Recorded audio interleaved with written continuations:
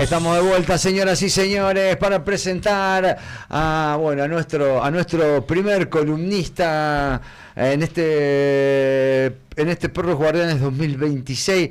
Es un placer, sí, para nosotros con Satso acá presentar esta columna con tanta significación desde el punto de vista que ustedes la quieran mirar.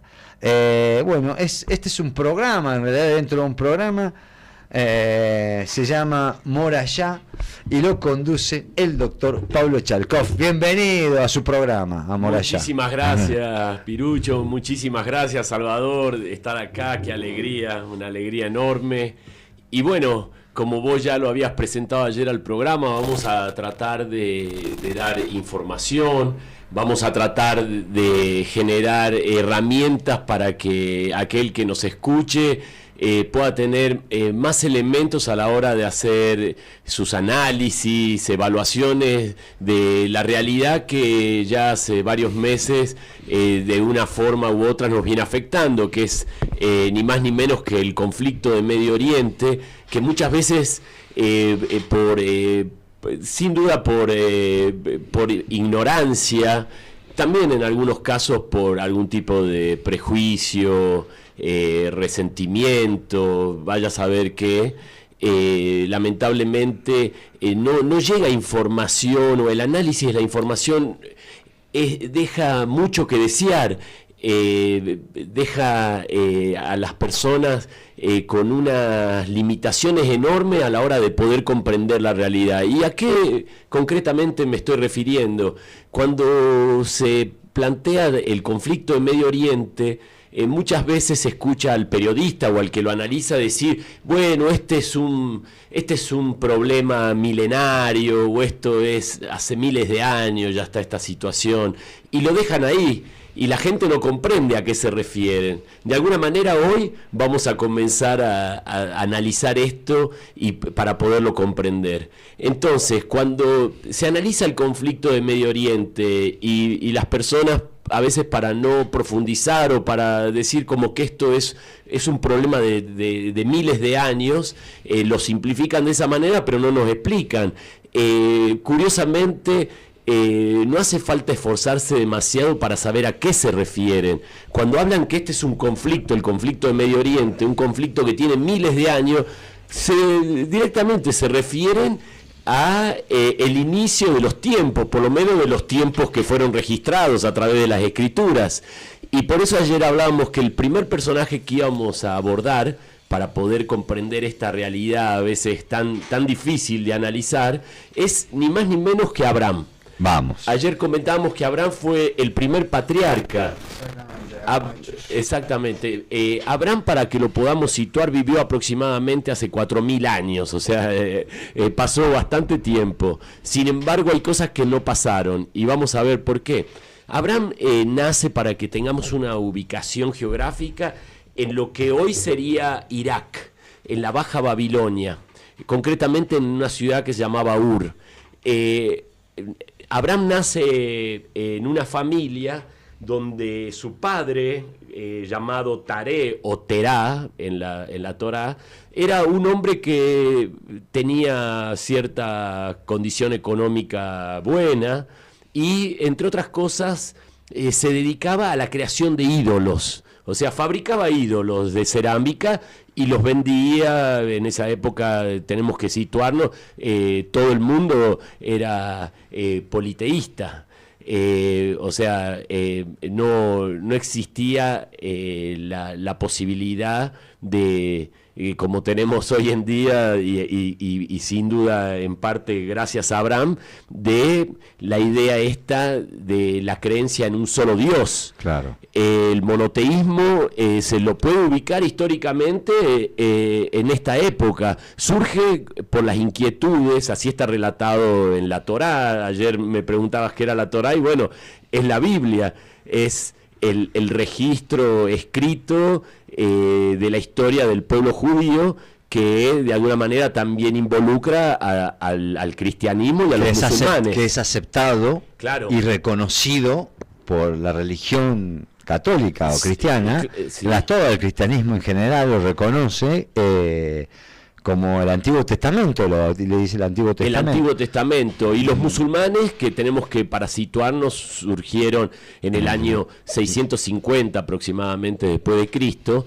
Para los musulmanes también siguen la tradición judeo-cristiana en ese sentido del origen.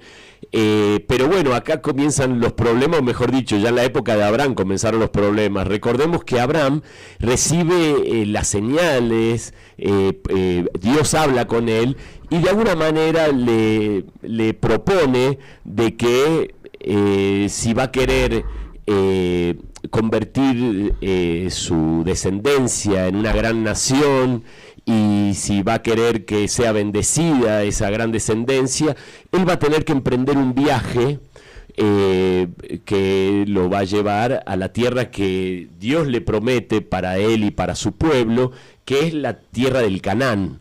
Hoy lo podemos situar a esta tierra en lo que es el Estado de Israel. En aquella época el Canaán estaba poblado por distintos grupos que obviamente en tantos años han desaparecido, pero bueno, es una tierra a la que Abraham fue en ese camino, y curiosamente una de las cosas que le había de alguna manera prometido Dios era que iba a tener una gran descendencia, y esto era muy curioso porque Abraham ya tenía 75 años cuando deja Ur. Tenemos que pensar que las edades antes se contaban de otra manera, no vamos ahora a profundizar en eso, pero la Biblia dice que tenía 75 años, su mujer también era Sarai en ese momento, era una mujer mayor, y era imposible que puedan tener descendencia.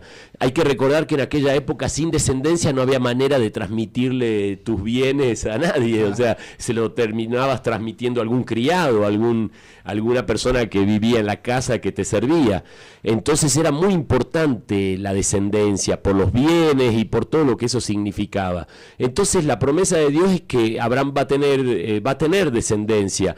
Pero lamentablemente por la edad calculaban que era imposible, y Sarai, una mujer muy sabia sin duda, consciente de que esto iba a frustrar enormemente a Abraham, no poder tener hijos, le propone que tenga un hijo, y este es el tema interesante desde el punto de vista histórico, con la que era su criada, una de sus criadas. Tenemos que recordar que Abraham tenía una posición económica buena, se dedicaba a la cría de ganado, y de alguna manera tenía criados, o sea, tenía gente que lo asistía. Esta criada, llamada Agar, para la tradición musulmana, sí. Wow, no puedo creer, no, bueno, estoy viendo cómo ya nace la descendencia, claro. Él va a crear una gran nación y un gran pueblo, pero sí, ya tiene el primer problema. La mujer era grande, él era grande, entonces va a tener que ser asistido para poder tener un hijo con Agar. Lo cual ya da una mezcla. Es una mezcla, claro, por supuesto, y la primer mezcla ya genera un primer problema, porque Agar, para la tradición musulmana que llega en nuestros días, Agar era una princesa egipcia, era hija del faraón, claro, que el faraón, cuando la entrega a la casa de Abraham, según lo que queda registrado en la cultura musulmana, el faraón dice que su hija Agar va a estar mejor siendo la sirvienta de Abraham que siendo princesa en Egipto. Eso sin duda hasta el día de hoy se puede dar porque en las culturas donde la mujer no es reconocida, no tiene igualdad de derechos, es tratada prácticamente como un ser inferior, aunque seas princesa, tu vida no va a ser muy placentera. Mirá. Así que ahí ya comienza un problema. Abraham va a tener un hijo con Agar, su hijo se va a llamar Ismael. Y este es un tema interesante. El primer hijo de Abraham se llama que Ismael. También es muy relevante en la historia religiosa. Va a ser muy relevante y ya vamos a ver por qué. Ya nos vamos a adelantar cuidando el tiempo de no pasarlo. Pero fíjense, este hijo que va a tener con la criada Agar, Ismael, en principio sería el primogénito de Abraham. Claro. y este era el que iba a recibir toda la herencia y el que iba a recibir la bendición de parte de Dios. Pero curiosamente, al tiempo, Sarai en ese momento, su nombre después cambia cuando queda embarazada, y eso fue otro de los milagros, o un milagro increíble, que Sara queda embarazada y le puede dar este hijo que tanto anhelaba Abraham, pero curiosamente ya tenía un hijo con su criada. Esto fue generando mucha rivalidad entre Agar y Sara. Imagínate que vivían en la misma casa, hasta que en un momento Sara le pide a Abraham que la eche a Agar con su hijo Ismael. Y así fue. Abraham, se ve que en esa época los hombres también eran cuidadosos. Eso es la Torá, eso está todo escrito. Eso está todo escrito en la Torá. Eso está todo. Eso está evidencia empírica. Además está la numeración. Vos cuando ves la cita, acá la cita del Génesis, que yo te conté como me preguntabas, claro, la Torá tiene 5 libros. El primer libro es Génesis. Que es el inicio, lo que hablábamos ayer de Adán, Eva, del arca de Noé. Bueno, Abraham figura, y así es, en el título dice, Dios llama a Abraham, que es este llamado de que tiene que dejar la tierra de Ur e irse al Canaán, que va a formar una gran familia de naciones, va a tener descendencia. Todo esto está en la Torá, y después cada uno de los puntos de estos que estamos hablando está en la Torá. La aparición de Agar, la propuesta de Sara a Abraham para que tenga un hijo con la criada, para que pueda cumplir con mandato de tener descendencia. Exactamente. Pero bueno, acá y podríamos hablar horas de este tema, se imaginan que tiene un montón de literatura además para abordarla, pero quería significar el hecho de que Abraham tuvo entonces un hijo con su criada, Agar, y después tuvo un hijo con su mujer, con Sara. Esto obviamente ya genera un problema histórico, porque ¿cuál es el hijo legítimo? ¿Cuál es el hijo que va a recibir todas estas bendiciones? Bueno, la tradición judía, la Torá lo define claramente, va a ser Isaac, el hijo que va a recibir todas estas bendiciones. Incluso va a ser el hijo que en algún momento Dios le va a ordenar a Abraham que haga un sacrificio ni más ni menos que de su hijo, para demostrar la lealtad, para demostrar cómo la convicción de Abraham de que creía en este Dios único. Ese hecho, todos más o menos lo sabemos, finalmente no se lleva a cabo este sacrificio porque aparece un ángel que lo detiene a Abraham, y Dios se da por satisfecho, pudo advertir la obediencia de parte de Abraham, y suspende esto que iba a ser un sacrificio. Para la cultura árabe, ese sacrificio no fue con Isaac, fue con Ismael. Y ahí entra el debate, digamos. Y ahí ya desde aquel momento entra el debate. Sumado a que tanto Agar como Ismael se tuvieron que ir finalmente de la casa de Abraham, la historia y la tradición musulmana dice que se fueron, estuvieron errando por el desierto, hasta que llegaron al desierto que hoy en día es ni más ni menos que Arabia Saudita. Por eso el centro espiritual de los musulmanes es Meca y Medina, claro, que es la tierra donde Ismael con Agar fueron desde el Canaán, fueron hasta esa tierra. Y ahí, por eso la tradición musulmana... de alguna manera, echado por Sarai. Sí, por Sarai, que después cuando es madre de Isaac, pasa a ser Sara. Abraham era Abraham, y cuando es padre de Isaac pasa a ser Abraham. Esto es como un reconocimiento a este hecho, ¿no? La cuestión que, bueno, ahí ya podemos ver una bifurcación histórica. Cuando hablan de que este conflicto tiene miles de años y lo simplifican de esa manera, se están refiriendo a este hecho. Como hay dos hijos de Abraham. Dos hijos de Abraham. Abraham, claro, bueno, Dios lo llama a Abraham y le dice que a un tipo grande, que no tiene descendencia, de buena posición económica, de padres de buena posición económica, de familia influyente de la época, en esas ciudades, y y bueno, le dice a Dios que bueno, pero si haré de ti una gran nación y te bendeciré. Engrandeceré tu nombre y serás una bendición. Bendeciré a los que te bendigan y a los que te maldijeren, maldeciré. Y en ti serán bendecidas todas las familias de la tierra. ¿Qué tal? ¿Qué tal? Hermoso. Bueno, y ahí, entonces, bueno, él busca la descendencia, la tiene como una criada. ¿Cómo es el nombre de la criada? Adar. Adar. Que es la madre de Ismael. Agar, que es la madre de Ismael, que para la tradición judía era una sirvienta de la casa, sí, de egipcia. Esta era la característica que tenía, porque la incorporaron en el tiempo que vivieron en Egipto. Abraham con Sara. Recordemos que cuando ellos van al Canaán, desde la ciudad de Ur, desde lo que hoy es Irak, Babilonia, van hasta lo que hoy es Israel, el Canaán, hay un tiempo donde hay una sequía terrible que suele haber en esos lugares, sequías terribles, y se tuvo que ir Abraham con la familia, se tuvieron que ir a Egipto, que por el río Nilo siempre era una zona mucho más fértil y para evitar esta sequía. En el tiempo que están en Egipto, la historia es mucho más larga, es interesante, porque se relacionan con el faraón de Egipto, Abraham. De hecho, la mujer de Abraham, Sarai, en ese momento era una mujer, a pesar de su edad, una mujer hermosa, muy llamativa, que todo el mundo advertía su belleza, y consciente Abraham de que su mujer iba a ser, imagínate, como extranjeros en Egipto, y dentro de la órbita del faraón iba a ser tomada por el faraón, de forma muy hábil, pero cuestionable, de acuerdo a los valores y a la forma de ver que tenemos las cosas hoy, Abraham dice que es su hermana. Curiosamente era su media hermana, era media hermana de Abraham, Sara. Pero bueno, él dice que es su hermana y con eso logran que no lo asesinen a Abraham, porque antes cuando vos llegabas con una mujer tan hermosa se quedaban con tu mujer y a vos te asesinaban.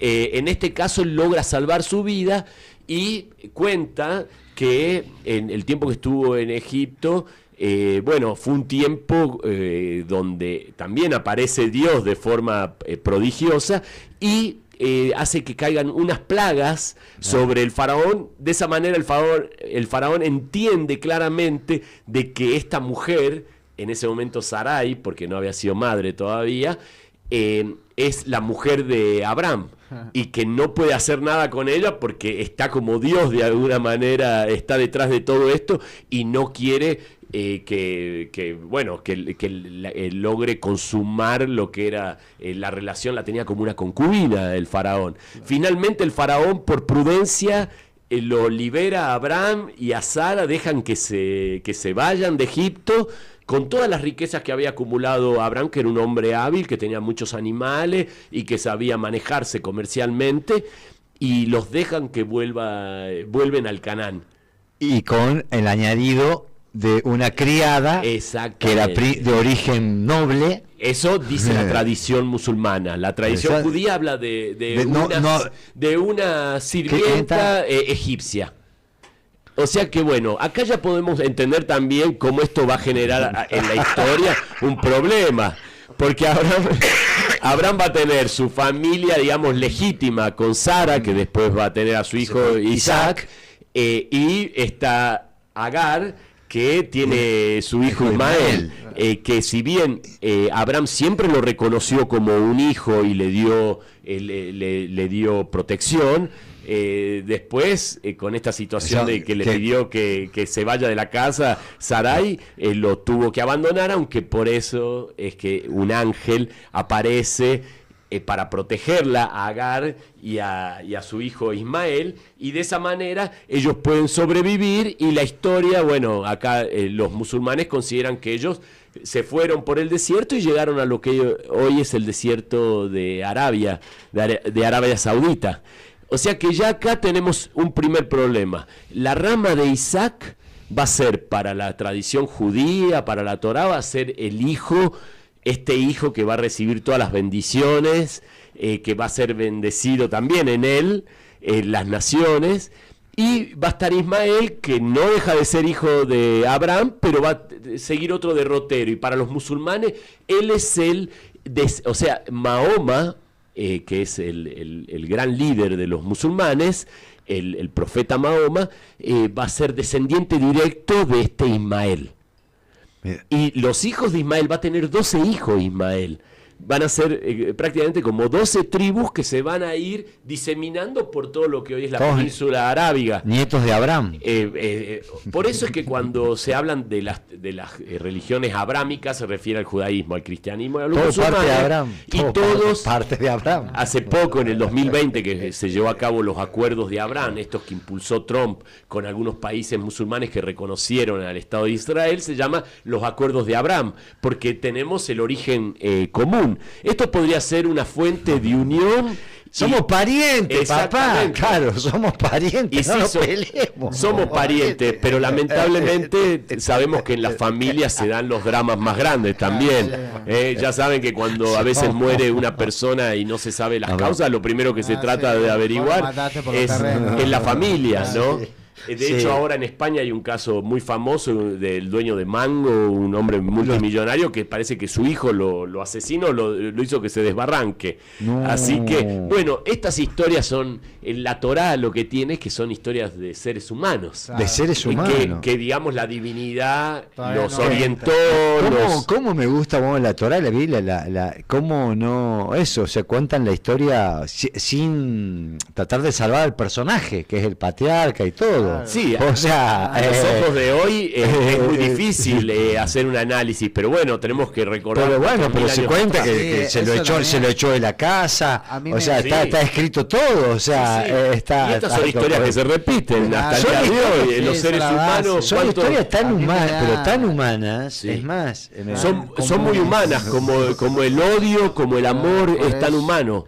Pero bueno, acá yo lo que quería, en esta primera aunque bueno, el tiempo soy consciente que es limitado, pero quería dar una pincelada nada más de cómo cuando dicen, no, el problema de Medio Oriente tiene raíces milenarias, es un conflicto milenario, se refieren en parte a esto, a esta división que se generó. Entonces los musulmanes consideran que vienen de la rama de Ismael, que fue el primer hijo, el primogénito de Abraham, y que Agar era la mujer legítima de Abraham. Cambian un poco lo que es la historia, pero como vos decías, Salvador, ¿qué es la historia? Claro. Son también relatos, depende de quién lo haya escrito, cómo lo vea. A mí me da vértigo pensar 4.000 años, o sea, es un texto, o como vos lo contás tan detalladamente, que me imagino cómo será la vida, o sea, esas son las primeras civilizaciones, el primer registro de... Pero vivían como nosotros, pero les pasaba lo mismo que a nosotros, ¿no? Y tenían los mismos problemas, y uno de los problemas graves que tenían eran los hijos, porque recordemos que ya en la Biblia, ya en el origen de los hombres ya hay disputa. Acuérdense que la disputa entre Caín y Abel, dos hermanos que termina Caín asesinando a su hermano por envidia, por quererse quedar con los bienes de los padres, todos estos problemas que hoy vemos, las herencias y todo esto, que vemos cómo las familias se destruyen, esto es algo que existió toda la historia, sobre todo en la antigüedad, donde el primogénito era el que se llevaba todo, el resto se quedaba mirando. Esto generaba grandes envidias, grandes celos que llevaban al asesinato, a la muerte. Entonces, a matar y traicionar. Por eso, y no es menor esto si tenemos en cuenta, para poder comprender el conflicto de Medio Oriente, que vamos a encontrar posiciones, por ejemplo, dentro del mundo musulmán,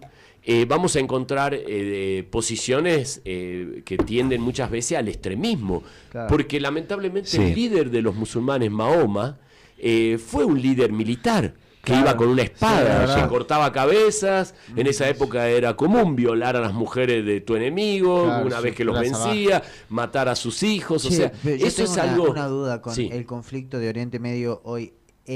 ¿Hay un problema específico, tipo, hay una guerra en concreto específico por un tema de estos? Así de una discusión de, no, esta es la realidad y corresponde al musulmanismo a esta tierra, por ejemplo. Bueno, fíjense que el elemento de la identidad religiosa está presente en todo el conflicto de Medio Oriente. Y voy a dejar un poco de lado el tema de Israel con los países de Medio Oriente, porque es más complejo y seguramente vamos a tener tiempo de abordarlo. Pero fíjense entre los musulmanes estas diferencias en la identidad marcan conflicto hasta el día de hoy. Entre los musulmanes hay una primera división muy grande que es entre sunitas y chiitas. Ya esta división, esta identidad religiosa distinta dentro de los musulmanes ya ha generado millones de muertos. La guerra entre Irán e Irak de 1980 hasta el 90 duró 10 años, se cobró la vida de más de 1,5 millones de personas. Entre los mismos musulmanes. Entre los mismos musulmanes de distinta línea. Claro. Los chiitas, que son la mayoría de los iraníes, que no son árabes, son persas. Los iraníes son persas, es otro pueblo, es heredero del famoso pueblo persa, que fue una civilización increíble, que tuvo un desarrollo enorme. Entre eso, el juego que hoy jugamos, el ajedrez, viene de los persas, y así muchas cosas. Entonces, la identidad religiosa, para poder comprender el conflicto en Medio Oriente, que no es solo Israel con los países árabes ni con los países musulmanes, porque recordemos que tanto Turquía como Irán no son árabes. Los turcos son turcos y los iraníes son persas. Tienen otro idioma, los iraníes hablan farsi, no hablan árabe, tienen otra escritura. Y también tienen diferencias enormes desde el punto de vista étnico. ¿Es similar al árabe o no es similar, es una lengua milenaria. Tengo un amigo que habla farsi y que tengo la suerte de compartir con él un programa donde él es un analista del conflicto de Medio Oriente, un estudioso de Irán, y él habla farsi. No tiene nada que ver con el árabe, las letras, nada. Lo que pasa es que al no conocer vemos que lo generalizamos. vemos chino y decimos, bueno, chino, japonés, todo es lo mismo. Y esa complejidad es necesario entender, entre la diferencia entre el árabe y el persa, por ejemplo, y que Irán es persa y no es árabe. Es importante entender, porque volvemos a lo mismo, lo que vos preguntabas, Salvador. La identidad religiosa es, digamos, podría ser una de las fuentes más importantes de los conflictos de Medio Oriente, ya sea tanto entre musulmanes, que a veces son entre árabes y persas, o árabes y turcos. Por ejemplo, Turquía, que fue un imperio, el Imperio Otomano, que gobernó durante 7 siglos lo que hoy es prácticamente Medio Oriente, lo gobernó el Imperio Turco. Por eso acá muchas veces confundimos, le decimos a los sirio-libaneses, se le dice turcos, pero no tiene nada que ver. Bueno, los turcos combaten hoy en día, actualmente, contra los kurdos. Los kurdos es un grupo humano que está ubicado geográficamente en parte de Turquía, parte de Siria, parte de Irak y parte de Irán. Esto era Kurdistán, que cuando se dividieron los países, recordemos que fue arbitraria la división de los países, le hicieron entre las potencias. Después de la Primera Guerra Mundial, que cae el Imperio Otomano, se dividen esas tierras los aliados, Inglaterra y Francia, y terminan ellos trazando los límites, las fronteras entre los países, y dejando, por ejemplo, a un grupo humano muy importante, que son los kurdos, los dejaron sin un Estado. Por eso hasta el día de hoy se habla de Kurdistán porque es toda una región, pero salvo en Irak, que hay una parte donde los kurdos tienen cierta autonomía, en el resto de lo que es Kurdistán tienen que depender de los gobiernos, por ejemplo, del gobierno turco, del gobierno sirio o del gobierno iraní. O sea que los kurdos... Y los tratan como ciudadanos de segunda, sí. Por más que no hayan tenido un lugar y ni ahora estén legitimados, sigue existiendo la cultura kurda, ¿o no? Siguen existiendo y tienen un lugar que es Kurdistán, viven ahí. Lo que pasa es que viven en constante conflicto. Tienen, por ejemplo, en el Kurdistán turco, Turquía, que pensemos que Turquía es miembro de la OTAN, es el segundo ejército en la OTAN después de Estados Unidos. Imagínense el poder que tiene. Turquía es un país con una ubicación geográfica, tiene una parte en Europa y otra parte en Asia. Tiene además, controlan, ahora que hablamos de los estrechos, como el estrecho de Hormuz, donde los iraníes tienen un control y no permiten que otros puedan navegar libremente, que es lo que debería pasar. Bueno, los turcos tienen el control del ingreso al Mar Negro, ni más ni menos. Como Egipto, con el río Nilo. Exactamente, con el canal de Suez. Entonces, bueno, este conflicto, los kurdos, por ejemplo, ahí otra vez la identidad religiosa, los kurdos son musulmanes, pero no son ni sunitas y no son chiitas. Y son, o sea, entre los mismos musulmanes hay minorías, por ejemplo, en Siria está la minoría alauitas, que tienen un origen chiita, pero no son chiitas. Y esta minoría gobernó durante casi 50 años Siria a través de Assad y de su padre. Esto generaba distorsiones enormes, porque una minoría gobernando un país que era una dictadura, sigue siendo, porque no hay democracia, no hay elecciones. Imagínense una minoría gobernando ese país, se dedicó a castigar, a mantener limitados, por ejemplo, en Siria, para que tengas una idea de la complejidad de la identidad religiosa de Medio Oriente. En Siria nada más tenemos a los drusos, que es otro grupo humano muy importante que están ubicados, diseminados entre el Líbano, Israel y Siria. ¿Son musulmanes? Son musulmanes, pero frente a los musulmanes los consideran como si fuesen los degradados, o claro. sea, los discriminan, claro. herejes. Esa es la palabra, herejes, así. Los musulmanes, digamos, siempre estamos hablando no de la gente que es musulmana y que es medida, que no es extremista. No todos, todos, pero digamos, lamentablemente la mayoría. Las conducciones de los países, claro. Son los islamistas, que son estas versiones más extremas que consideran al que no es de su grupo un hereje. Y al considerarlo un hereje no hace falta aclararte qué se debe hacer. ¿Qué te pueden llegar a hacer? Claro, ¿qué te pueden llegar a hacer si no le gustás? Entonces, fíjense, y para cerrar un poco, dar una vuelta, la identidad religiosa marca los conflictos en Medio Oriente. En Siria, que hoy hace ya un año y pico, hay un nuevo gobierno que también es una dictadura, porque era un antiguo miembro de un grupo terrorista de Al-Qaeda, que gobierna hoy al Golani en Siria, que se está tratando de blanquear, ¿no? ¿Hay un ex Al-Qaeda? Sí, claro. Golani era de Al-Qaeda, lo que pasa es que renunció hace unos años, y una vez que triunfó después de la guerra civil siria, que se cobró 800.000 personas y la destrucción de todo el país, que comenzó en el 2011, bueno, en este sistema, fíjense, en Siria viven los drusos, una comunidad que muchas veces ha sido marginada y asesinada. Hace poco Golani estuvo masacrando parte de este pueblo druso. Están los alauitas, están los cristianos maronitas, están los... Esos son los de acá. Sí, son los que se tuvieron que venir cuando acá tenemos una gran comunidad sirio-libanesa en Salta y en Argentina en general. Ellos tuvieron que venirse en la época del Imperio Otomano, o sea, mucho antes de que exista Israel. Se tuvieron que venir justamente porque los perseguían a los cristianos. Claro, los cristianos siempre fueron perseguidos, obviamente, en esa zona.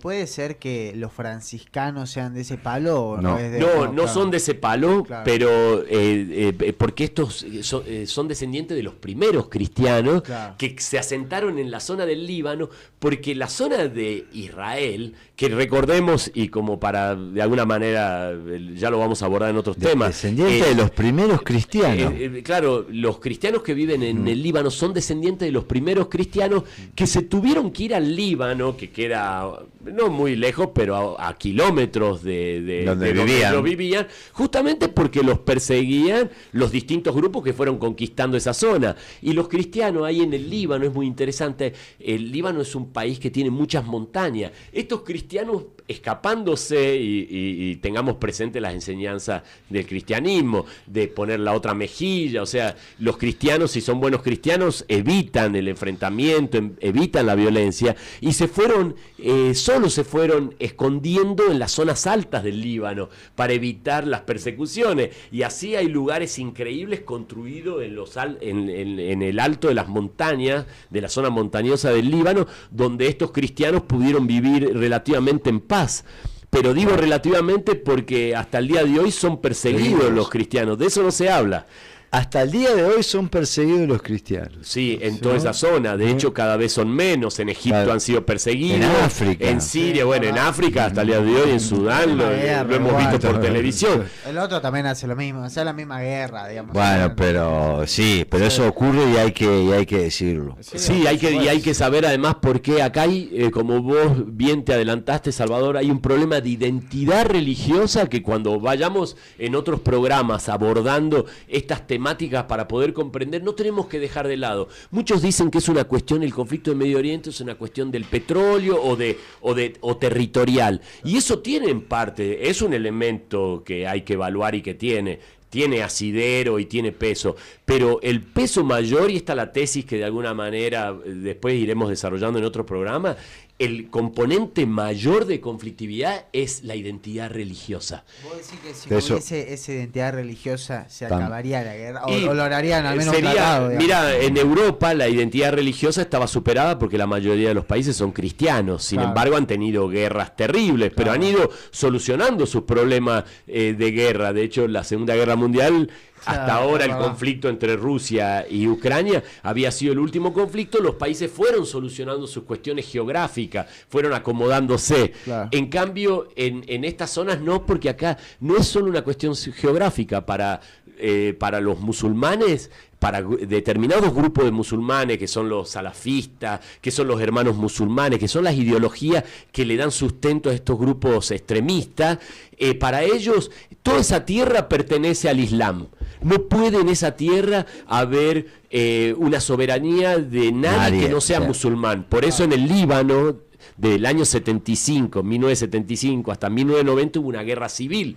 En la guerra civil justamente se enfrentaron estas facciones, entre otras, matándose entre cristianos maronitas, musulmanes sunitas, musulmanes chiitas, kurdos, drusos. Así que bueno, fíjate, esta conflictividad sin duda tiene una raíz y la hemos querido sondear hasta ni más ni menos que Abraham, el origen de las 3 religiones monoteístas. Ya desde ahí, desde Abraham, ya vemos un conflicto cuando... En la casa nomás de Abraham. En la casa de Abraham. Se disputan estas dos familias. En la casa de Abraham va a haber una princesa para la cultura musulmana egipcia. O una egipcia. O una sirvienta egipcia que va a tener un hijo fuera del matrimonio, digamos, con una concubina que se convirtió en concubina, pero que era una criada. Y por otro lado... Sara con su hijo Isaac. Y la última que te hago, la relación Ismael-Isaac. Qué excelente pregunta. La relación tuvo sus altos y sus bajos, como la de muchos hermanos, en este caso medio hermano. Pero lo interesante es que a la muerte de Abraham se juntaron. Y lo interesante es que Ismael reconoce que Isaac iba a ser el heredero, el que iba a heredar de alguna manera, aunque Abraham se encargó de que a Ismael no le falte riqueza, era un hombre muy rico a la muerte de Abraham, se encargó de que a Ismael nunca le falte nada y le dio riqueza a Ismael. Pero, digamos, este legado de haré de ti una gran nación y te bendeciré y engrandeceré tu nombre, sin duda esto después siguió la línea de Isaac, aunque ya vemos que Ismael también se cumplió esto, porque tuvo 12 hijos y fue también naciones, fue padre de naciones Ismael. Así que bueno, lo podemos dejar ahí, es positivo porque al final de la vida de Abraham los 12 medio hermanos se lograron juntar y se reconciliaron. Vamos todavía con ese feliz. Gracias, Pablo. Gracias. Te felicito, hermoso. Y ya vamos a preparar algo muy interesante para la próxima, para darle una continuidad, pero también algunos datos bien interesantes. Perfecto. Nosotros nos despedimos. Chao, hasta mañana. Hasta mañana.